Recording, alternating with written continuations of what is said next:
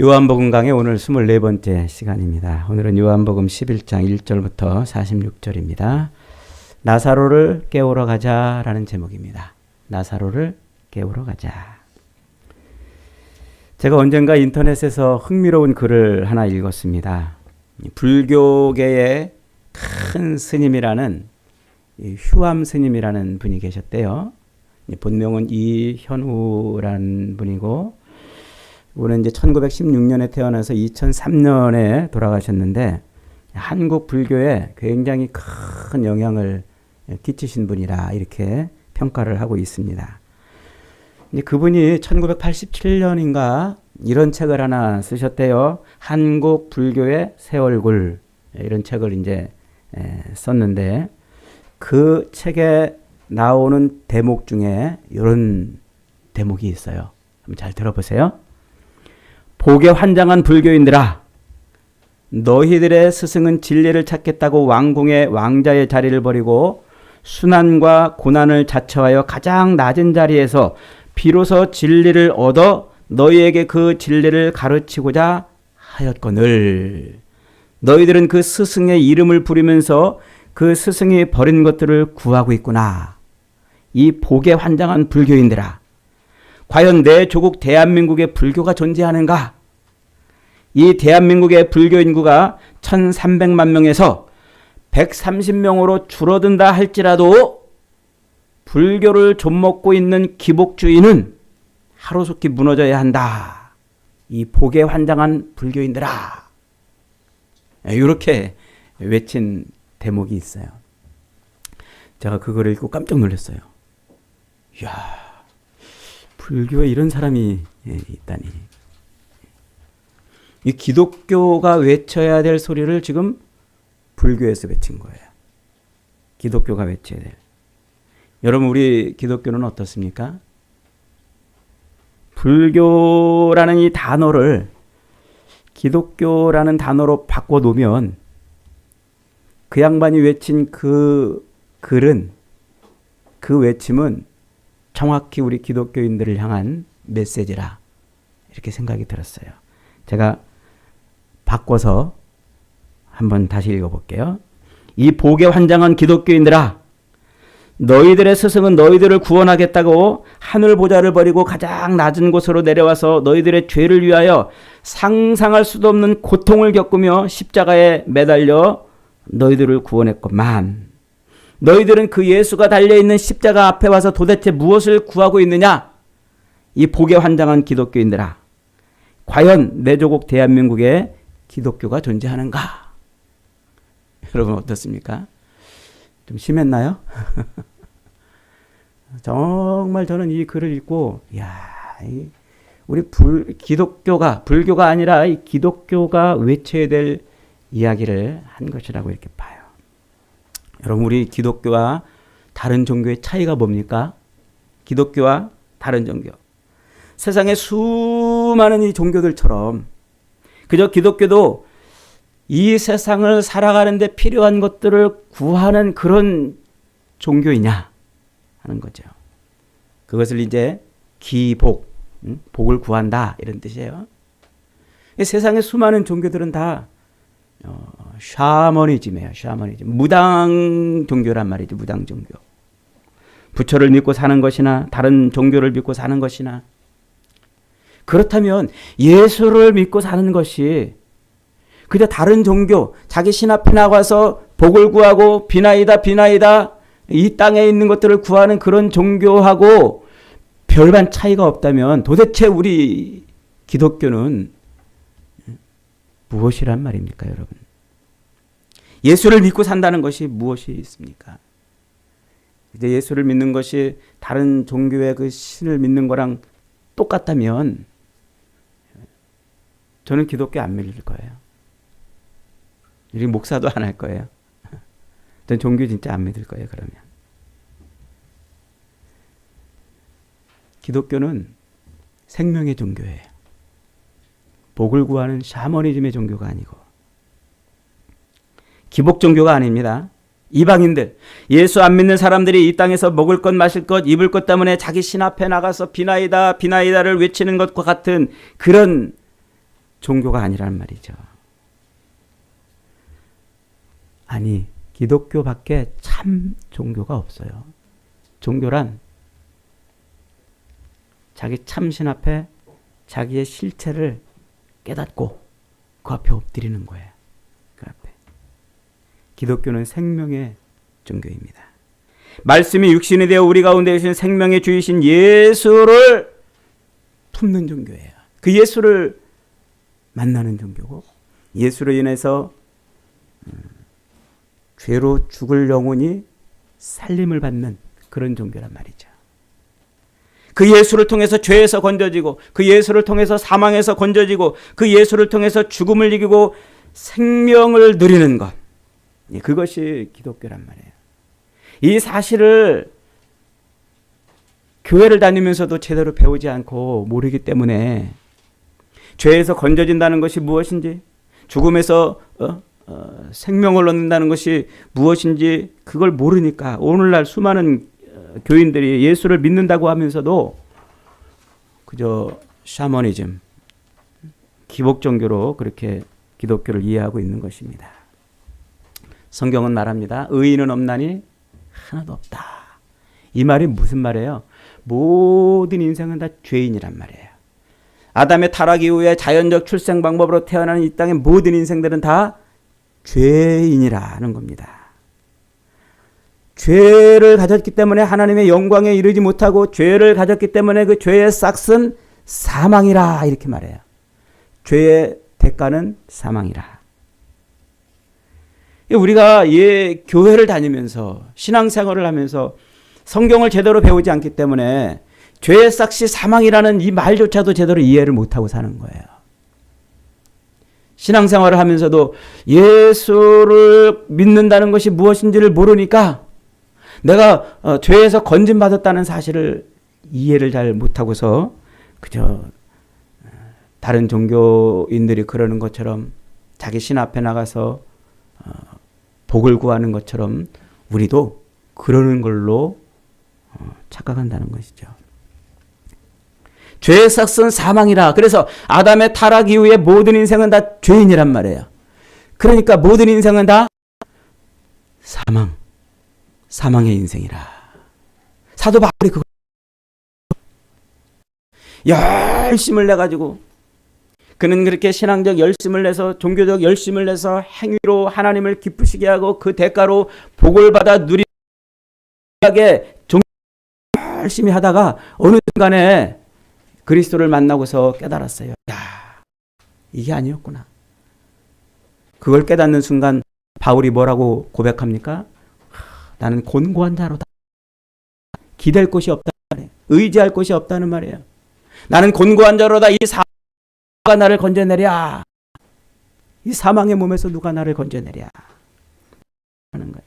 사망의 몸, 소마토스토 사나토라는 이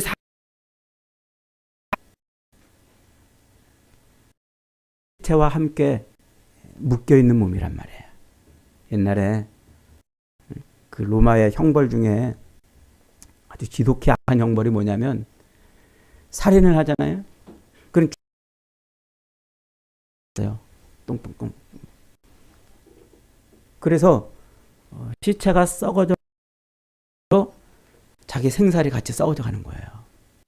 시체에 눈알이 튀어나오는 거를 자기 눈앞에서 목도하면서 썩어지는 냄새를 맡으면서 그 썩어지는 몸에서 나오는 벌레들을 자기 몸에서 이렇게 막 꿈틀거리는 그 고통을 겪는 형벌. 그걸 뭐라고 부른다고요? 그 썩어져가는 시체에 묶여있는 그 몸을 사망의 몸이라 부른단 말이에요. 형벌 중에 정말 지독한 형벌이죠. 그러니까 아담의 타락 이후에 자연적 출생 방법으로 태어나는 모든 인생은 다 그렇게 시체, 썩어져가는 시체에 묶여있는 몸이란 말이에요. 썩어져가는 시체. 여러분, 썩어져가는 시체에 묶여있는 그 몸에 명품 옷을 두른다고 그것이 무슨 의미가 있겠으며, 썩어져가는 시체에 묶여있는 그 몸에 명품 신발을 신긴다고 무슨 의미가 있겠습니까? 썩어져가는 몸에 묶여있는 그 몸으로 50평 아파트에 들어가 있는데 그게 무슨 의미가 있냔 말이에요. 그런 몸으로 벤츠의 할아버지인 벤틀리를 탄다고 그게 무슨 의미가 있겠냐는 거예요. 차라리 알몸으로 살아도 그 시체에서 떨어져 나온 그 삶이 더 좋은 것 아니겠습니까? 썩어져가는 시체에서 떨어질 수만 있다면, 그 시체에서 떨어질 수만 있다면 차라리 아무것도 걸치지 않고 알몸으로 살아도 그것이 좋다고 바울은 그렇게 외치고 있는 거예요.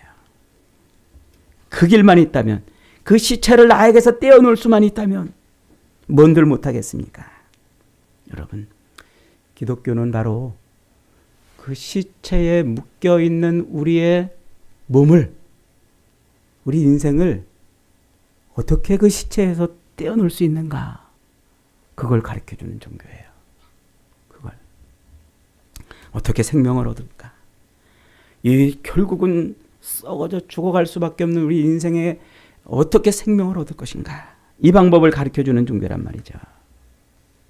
여러분, 어떻게 하면 여러분들은 썩어져가는 시체에 묶여있는 우리를 그 시체에서 떼어놓는 그런 인생으로 살아갈 수 있겠습니까?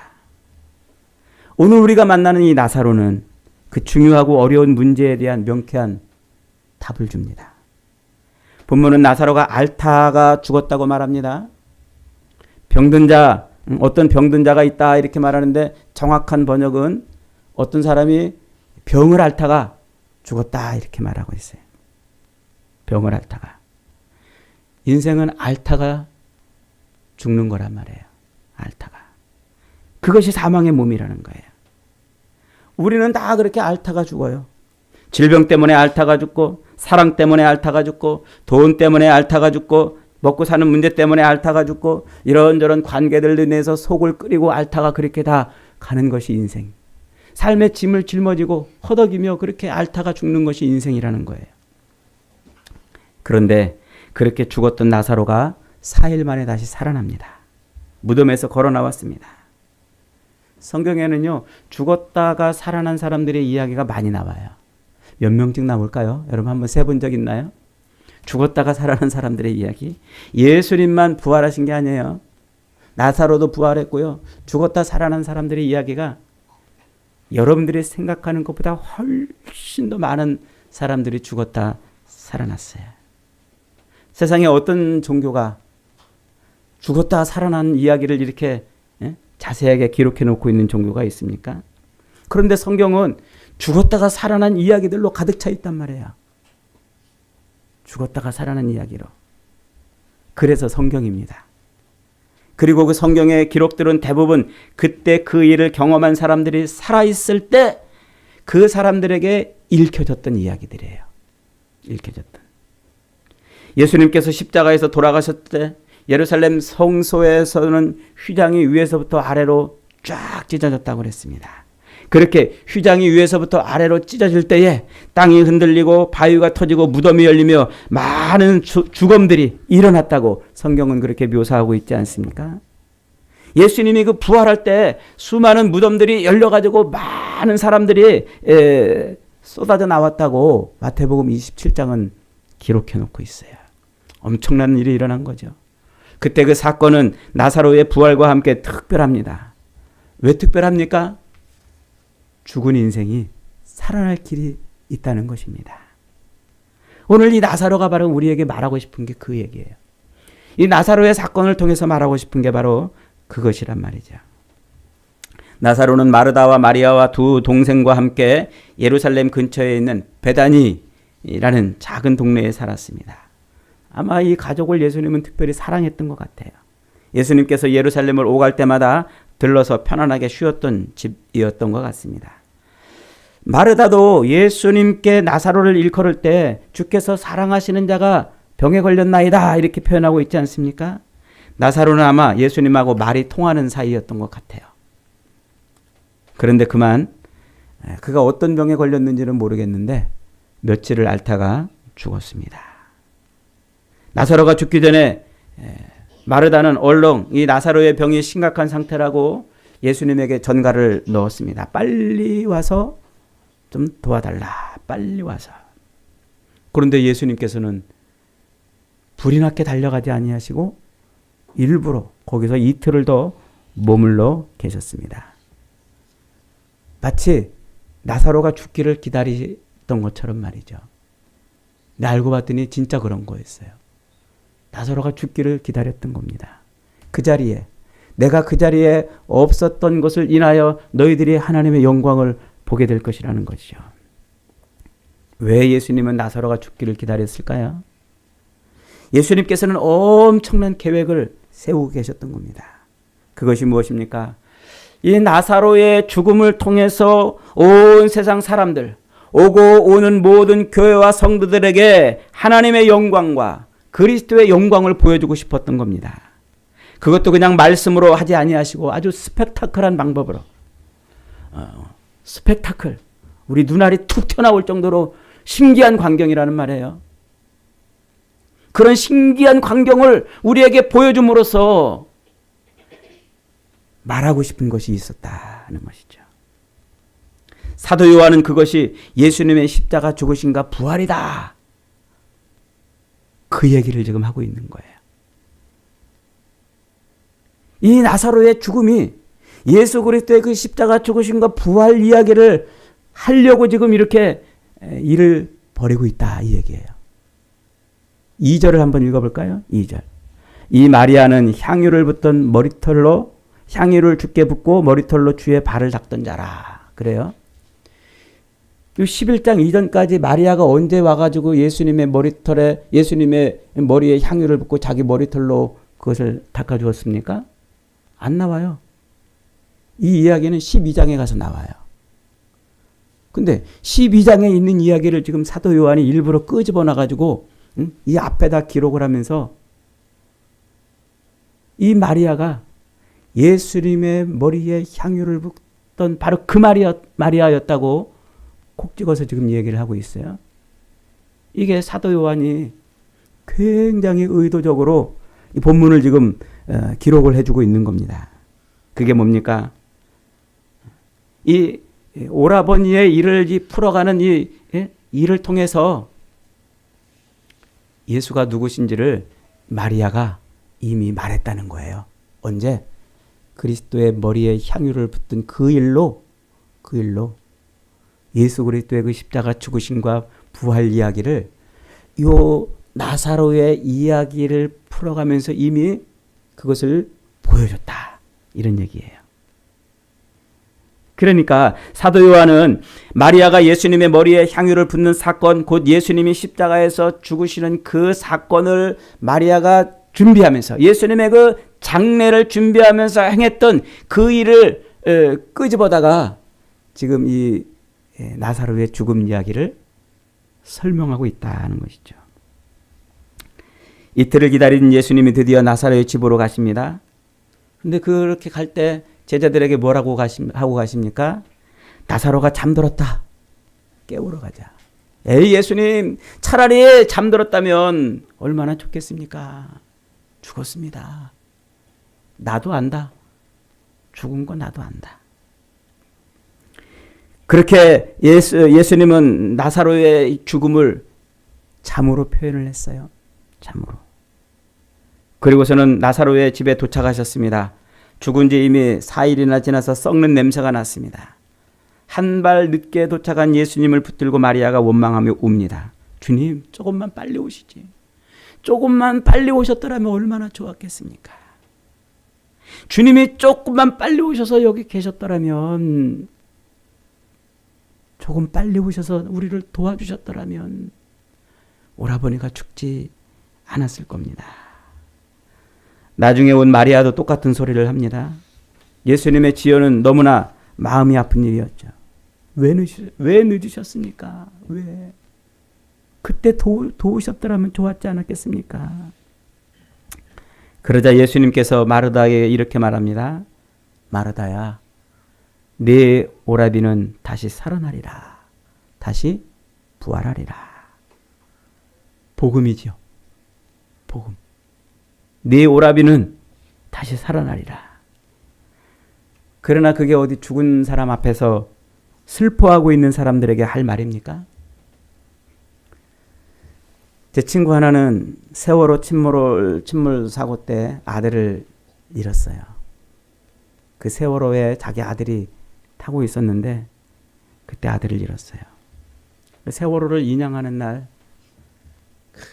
세월호 속에 뻘과 함께 뻘에 번복된 그 아들의 시신을 바라보면서 얼마나 통곡을 하든지.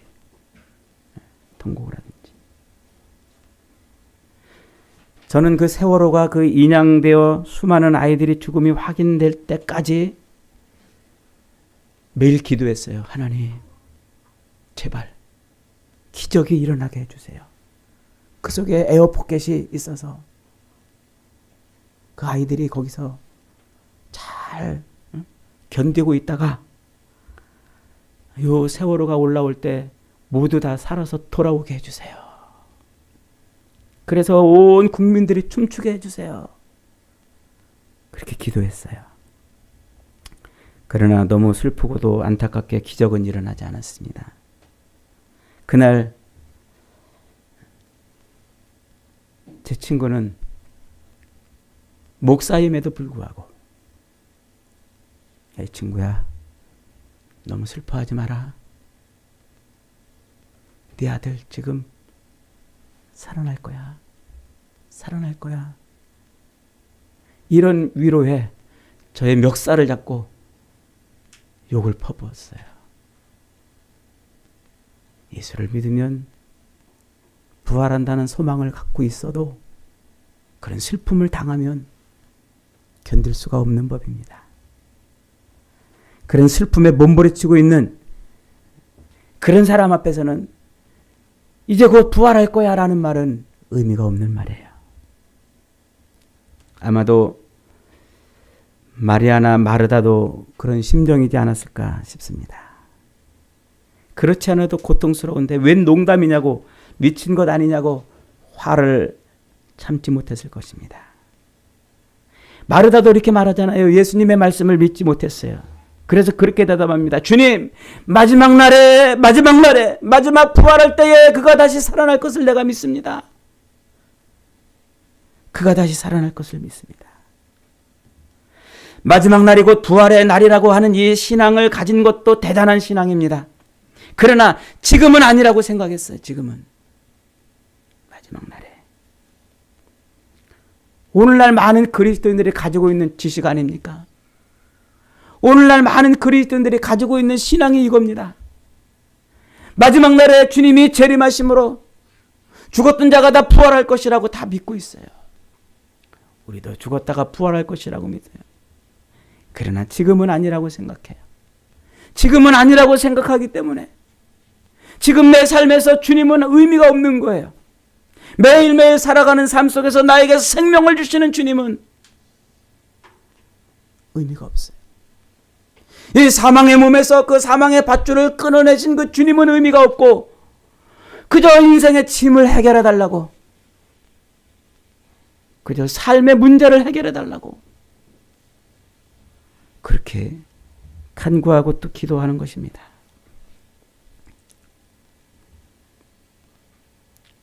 이 세상 이렇게 살다가 죽은 후 부활할 때 다시 일어날 것이라고, 그런 믿음이 지금 현재 이 자리에서 살아계신 주님이 내 인생에 어떤 의미가 있는지는 아무 생각을 하지 않는 거예요. 주님은 이렇게 말씀하십니다. 나는 부활이요 생명이니 나를 믿는 자는 죽어도 살겠고 무릇 살아서 믿는 자는 영원히 죽지 아니하리라. 이것을 네가 믿느냐? 여러분, 나를 믿는 자는 죽어도 살겠고, 아멘이십니까? 무릇 살아서 믿는 자는 영원히 죽지 아니하리라. 이것을 네가 믿느냐? 아멘이십니까? 마르다는 예수께서 구세주인 것을 믿는다고 고백했습니다. 예수님으로 말미암아 천지 개벽이 일어날 것도 믿는다고 말했습니다. 예수님으로 말미암아 세상에 종말이 오고 예수님으로 말미암아 죽었던 자들이 부활할 것이고 예수님으로 말미암아 새로운 날이 올 것이라고 믿었습니다. 그러나 그 종말의 날, 그 부활의 날이 오늘은 아니고 주님이 재림하실 때 그럴 것이라고 나도 믿습니다. 그랬습니다. 우리 주님은 무릇 살아서 믿는 자는 영원히 죽지 아니하리라 말씀하고 있어요. 오늘 이 나사로의 이야기를 통해서 예수님이 하시고 싶은 것이 그겁니다. 그 종말의 날, 주님이 재림하심으로 말미암아 이루어질 그 종말의 날을, 그날을 지금 이 자리에서 너는 체험하고 말하고 있는 것이에요. 그것이 바로 오늘 이 시간, 내게 있는 의미 있는 시간이라 말하고 있는 겁니다. 사도 요한은 지금 이 말을 하고 싶은 거예요. 우리의 믿음이 어떤 믿음이냐? 먼 훗날 예수님이 재림할 때 부활할 그 힘을 갖고 지금 이 땅을 살아가는 날이 아닌 그런 믿음이 아니라 십자가에서 죽으셨다 부활하신 그 말매만 사망의 몸에서 그 말을 하고 있는 거예요. 그 말을. 주님께서 나사로의 죽음을 통해서 우리에게 말씀하시려는 것은 지금 우리가 하는 거예요. 우리가 살아났다는 거. 예수 그리스도께서 십자가에 달려 죽으심으로 죽음 왕노로 타던 이 세상을 끝장내시고 더 이상은 죽음이 없는 영생의 새로운 세상으로 우리를 초대하고 그 삶을 지금 우리로 살게 하시고 있다고. 먼 훗날 예수님이 재림할 때 그날이 오는 것이 아니라 지금 이때 그리스도의 십자가 순간 나는 그 생명으로 사는 삶을 시작한다는 겁니다. 부활과 생명의 주이신 예수님께서 나사로의 돔 앞에 서서 외치 나오라, 나사로야 나오라. 그렇게 명령하시고 나사로를 불러내 정말 눈알이 튀어나온 그 자리에 있는 사람들에게 보여주었어요. 여러분, 그렇습니다. 십자가에 달려 죽으시고 부활하신 그 믿음으로 우리가 영접하는 그 순간, 우리는 먼 훗날 예수님이 이 땅에 부활할 것이 아니고 그날 모든 것이 완성되는 것을 경험할 것이 아니라 지금 이 자리에 생명의 은혜를 얻는 줄 믿으시기 바랍니다. 나를 둘러 꽁꽁 얽어매고 있던 그 사망의 지금 끊어지는 거예요. 지금 한번 같이 읽어보겠습니다. 시작. 죽은 자가 수족을 배로 동인 채로 나오는데 그 때라 예수께서 이르시되 풀어놓아 다니게 하라. 나사로가 먼 훗날 살아나서 지금 풀렸다는 거예요. 이것이 바로 예수 그리스도의 영생입니다. 먼 훗날 예수님의 재림 때의 영생을 누리는 것이 아니라 지금 내 삶에서 영생을 누리는, 그것이 나사로의 죽음을 통해서 예수님이 지금 우리에게 말씀하고 싶으신 거예요. 여러분 한번 상상해 보세요. 가끔 저는 영화를 보면서 말이죠, 지구의 멸망을 그린 그 영화들을 보면서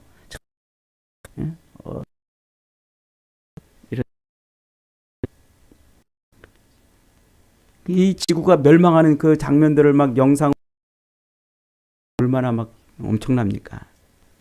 그런데요, 그런 날은 사실 예수님이 재림하시는 장면하고 비교하면 아무것도 아닌 겁니다. 예수님이 재림하시는 날, 그 세상은 그날은 온 세상이 부활하는 날이에요. 부활. 모든 죽었던 자들이 다 부활합니다. 노아의 시대에 죽었던 자들도 부활, 단군 시대에 죽었던 자들도 부활합니다.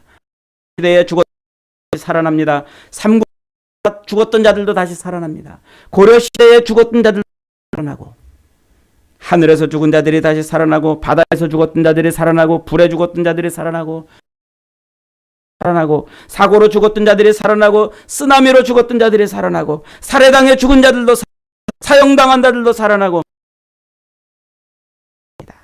순교한 자도 살아나고, 늙어 죽은 자도 살아나고, 죽은 자도 살아나고, 어려서 죽은 자도 살아나고, 예수 잘 믿다 죽은 자도 살아나고, 예수 안 믿다 죽은 자도 살아납니다. 모든 시대, 모든 곳에서 죽었던 자들이 다 주님의 때는 다 살았어요. 무덤이 열리고 수많은 생명들이 그렇게 부활하는 그 장면을 한번 보세요. 그런데 그렇게 부활한 모든 자들이 다 기쁨에 부르는 것이 아니에요. 어떤 자들은 기쁨에 차 있는가 하면 어떤 자들은 통곡과 절망을 하는 자들이 있어요. 그들이 누굴까요? 이 땅에 있는 동안 예수 안 믿은 자들이에요. 이 땅에 있는 동안 자기 입으로 예수를 고백해야 될 그 시간에 예수를 고백하고 자기 삶 속에 되는 것을 드러내 그 사람은 예수님의 재림으로 부활한다 하더라도 축제와 기쁨, 찬송의 시간을 누리는 것이 아니라 통곡의 시간을 누리는 거예요. 무덤이 열리지 않았으면 좋았겠다. 산들아 바다야 내 위에 덮쳐서 저 심판주의 눈을 가려다오 통곡하고 하는 날이라는 것이죠. 여러분, 그 장면이 상상이 되십니까? 지금 이 장면을 우리 눈앞에 이렇게 보여주시는 것은 이것을 망원경 삼아서 그때 그 모습을 미리 보라는 거예요. 보라. 우리의 인류의 종말이라는 그 예수 재림의 그날에 벌어질 지상 최대의 그 장관을 미리 보시죠. 사람들의 부활은 뭐예요? 하나는 생명의 부활이고 하나는 심판의 부활입니다. 그래서 예수님이 요한복음 5장 28절에서 그렇게 말씀하셨잖아요. 이를 놀랍게 여기지 말라. 다 그의 음성을 들을 때가 선한 일을 행한 자는 생명 부활로 악한 일을 행한 자는 심판 부활로 나오리라. 여러분, 선한 일이 뭡니까? 아담의 타락 이후에 죄밖에 지을 줄 모르는 인생, 사망의 시체와 똥똥 이렇게 같이 묶여서 죽어가던 그 인생이 뭘까? 무슨 일을 해야 우리가 선한 일을 할 거야? 우리에게 선한 일은 이 땅에 아들을 보내신 예수 그리스도를 믿는 것밖에 없다고 성경은 분명히 말하고 있어요. 요한복음 6장 29절에 예수께서 대답하여 이르시되 신 일을 믿는 것이 곧 하나님의 일입니다. 그것이 곧 선한 일이고 그 심판 부활에서 생명의 부활로 바뀔 수 있는 일입니다. 예수님을 성경대로 믿는 거예요. 그게 하나님의 일이고 그게 인간이 할 수 있는 가장 최고의 선일. 부활하되 그 속에 십자가에 달리신 예수의 영이 없는 자들은 심판의 부활로 나오되 그러나 그 속에 예수의 영이 있는 자들은 생명의 부활로 나온다는 것입니다. 여러분은 이 나니까 슬피 울며 이를 갈며 탄식하며 통곡하며 참여하시렵니까? 아니면 감사와 찬양으로? 여러분, 우리 인생이 뭐예요? 철학 뒤져봐도요. 그걸 다 뒤져봐도 수많은 종교서적을 다 뒤져봐도 똑 부러지게 정의 내려준 책이 없어요. 양상은 없이 많이 얘기했는데 내가 어디서 왔는지 무엇 때문에 내가 지금 여기 있는지 그걸 설명한 책이 별로 없어요. 그것을 설명하는 책이 뭐라고요? 성경이에요. 성경. 여러분 왜 태어났어요? 가끔 그런 생각 안 해보세요? 예전에 저 어릴 때요. 부모님한테 막 혼나고 그러면 저 구석에 가가지고 내가 왜 태어나서 이런 고생을 할까? 그런 생각 해본 적이 있어요. 저. 여러분은 왜 태어나셨어요? 왜 여기 있는 겁니까? 누가 여기 있게 하신 겁니까? 어쩌다가? 우연히?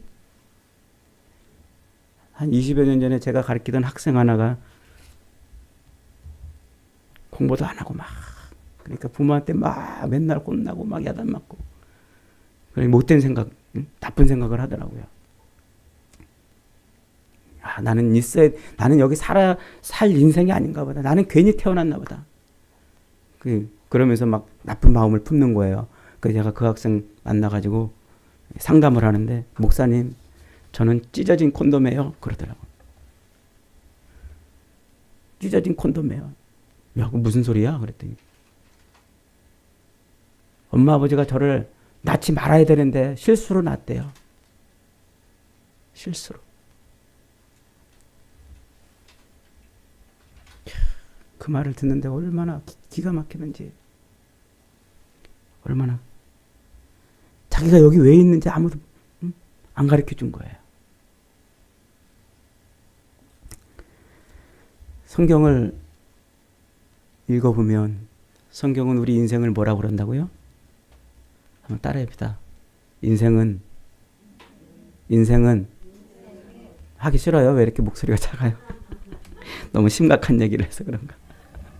다시 한번. 인생은 신부 대기실이다. 우리를 이 땅에 보내시고 호흡하게 하시고 우리 호흡이 끊어지는 날까지 이 기간을 하나님은 우리에게 왜 주셨냐면 우리의 신랑 되신 주님과 혼인예식을 치르는 그날을 준비하라고 우리 삶을 살아가게 하는 거예요. 인생은 신부 대기실이란 말이에요. 여러분, 신부 대기실에 있는 신부 보신 적 있나요? 작년에 우리 아들 결혼할 때 제가 신부 대기실에 들어가서 신부하고 사진을 찍었어요. 얼마나 이쁘고 얼마나 환하게 웃고 얼마나 즐거워하든지 말이죠. 제가 이 신부 결혼식, 어제도 제가 결혼식장에 갔다 왔는데 그 신부 대기실에 이렇게 빼꼼히 봤더니 이야, 얼마나 막 즐거워하고 신나든지 말이죠. 그 신부 대기실에서 신부가 뭐예요? 신부가 요 신랑 만나기 전에 만났던 남자친구한테 전화해가지고 야, 이제 오늘이 마지막이야, 이제. 그런 거 할까요? 아, 내가 그때 그거 못하고 왔는데 이거 어떡하지? 그 염려하고 있을까요? 아, 저 지집에 내가 저 걔랑 그 문제 끝내지 못하고 왔는데 큰일 났어. 이거 결혼하면 이제 그 걱정하고 있어요? 나 취직을 못했는데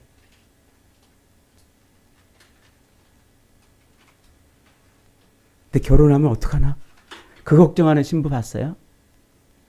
신부 대기실에 있는 신부는 오직 신랑 생각만 해요. 혼인잔치 생각만 해요. 그걸 위해서 자기가 끊어내지 못했던 옛 것들을 끊어내고 그 신부 대기실에 들어오기까지 자기의 모든 삶을 정리하고 오로지 신랑만 바라보는 거예요. 그게 뭐라고요? 신부 대기실이다. 여러분, 십자가에 죽으셨다 부활하신 예수님은 저와 여러분의 신랑이신 줄 믿으시기 바랍니다.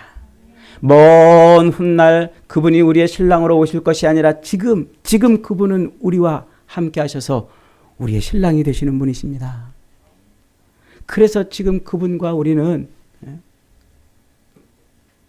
생명으로 연결되어 있는 거예요. 연결되어 있는 거.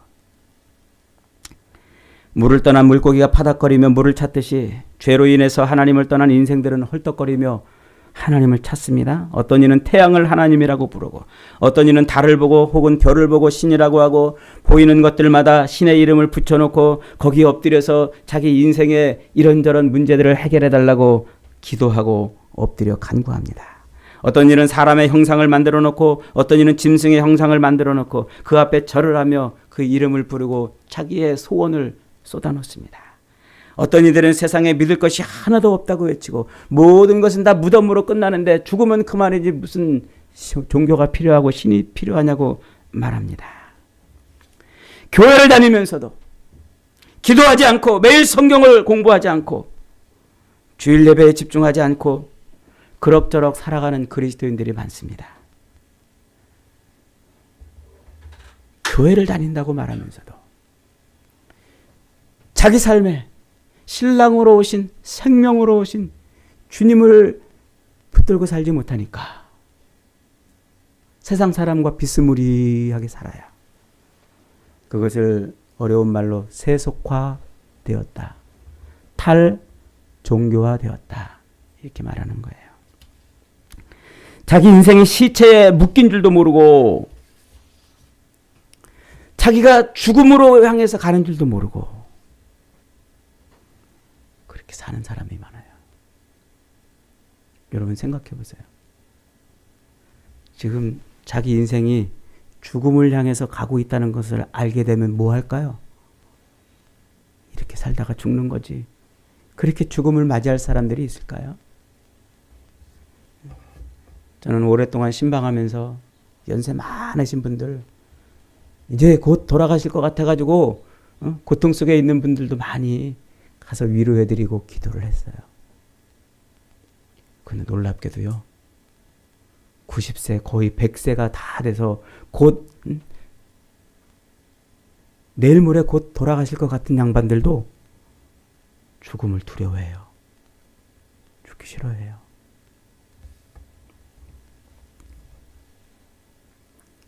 우리가 지금 사망에 붙들려 가지고 죽어가고 있다는 사실을 모르기 때문에 이 사망의 줄을 어떻게 끊어낼지를 애쓰지 않는 거예요. 이걸 아는 순간 우리는 견딜 수가 없어요. 내가 지금 사망의 줄에 묶여서 사망의 몸이 되어 있다는 사실을 아는 순간 그걸 아는 사람은 이것을 끊어내기 위해서 몸부림치지 않을 수가 없는 거예요. 몸부림치지 않을 수가 없어요. 자기 인생 모든 것을 올인합니다. 어디에? 생명을 얻는 일에 올인하는 거예요. 이걸 모르기 때문에 예수님을 믿는다고 하면서도 돈을 더 많이 사랑하고 이걸 모르기 때문에 예수님을 믿는다고 하면서 세상을 더 사랑하고 이걸 모르기 때문에 예수님을 믿는다고 하면서도 세상 것을 더 움켜쥐려고 애쓰는 거예요. 여러분, 오늘 죽었다 살아난 이 나사로의 이야기는 질병을 앓고 죽어가고 있는 우리 인생이 전부를 걸고 올인해야 될 대상이 예수밖에 없음을 가르쳐주고 있는 것인 줄 깨달으시기를 바랍니다.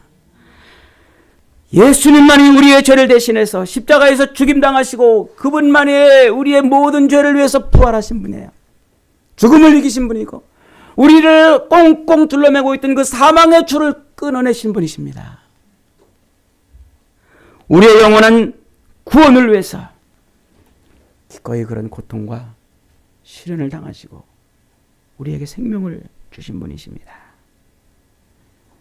여러분, 인생 이 신부 대기실에 있는 동안 자기 신랑 잊어버리면 안 돼요. 자기 신랑이 누군지 모르고 엉뚱한 데 가서 신랑 찾으면 안 돼요. 주님은 저와 여러분에게 생명을 주시려고 이 땅에 오신 분이십니다.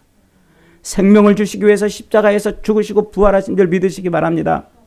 사망의 줄에 얽매여 있는 우리를 구원하시기 위해서 기꺼이 그렇게 죽임을 당하시고 사망의 줄을 끊어내셨어요. 엉뚱한 곳에 올인하지 마세요. 예수에게 올인하세요.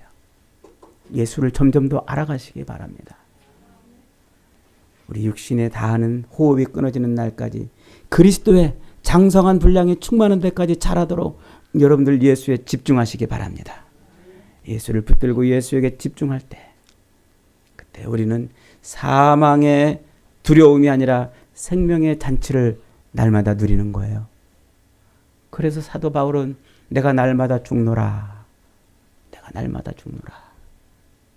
내가 어떤 형편에 있든지 내가 어떤 형편에 있든지 그리스도로 말미암아 기쁨을 누린다고 말하고 있는 것입니다.